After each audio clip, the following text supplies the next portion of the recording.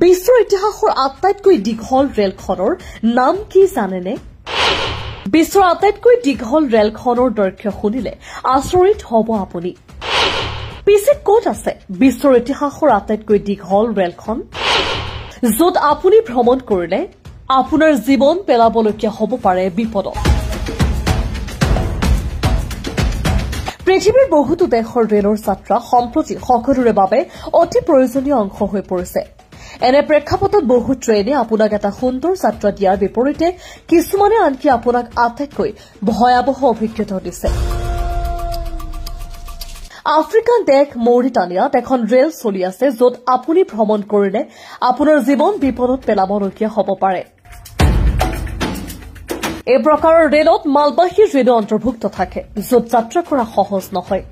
এই ৰেলখনত কোনো যাত্ৰীৰ আসন বা শৌচালয় নাই, সেয়েহে ইয়াৰ যাত্ৰী আৰু অধিক অসুবিধাক আমন্ত্ৰণ কৰিব পাৰে। পৃথিৱীৰ আটাইতকৈ দীঘল ৰেলখন চলাচল কৰে আফ্ৰিকাত। পৃথিৱীৰ আটাইতকৈ দীঘল ৰেলখনৰ চলাচল আৰম্ভ হৈছিল 1963 চনত। ইয়াৰ নাম ট্ৰেইন টু মৰুভূমি আৰু ই 21 ঘণ্টাত 704 কিলোমিটাৰ পৰ্যন্ত ভ্ৰমণ কৰে। সাহাৰা মৰুভূমিৰ মাজেৰে যোৱা এই ৰেলখনৰ দৈৰ্ঘ্য প্ৰায় 2 কিলোমিটাৰ। 200তকৈও অধিক ডবা থকা পৃথিৱীৰ আটাইতকৈ দীঘল ৰেলখনত যাত্ৰীসকলৰ বাবে এটা ডবা আছে। কিন্তু এই ৰেলখনত ভ্ৰমণ কৰাটো ইমান সহজসাধ্য নহয়।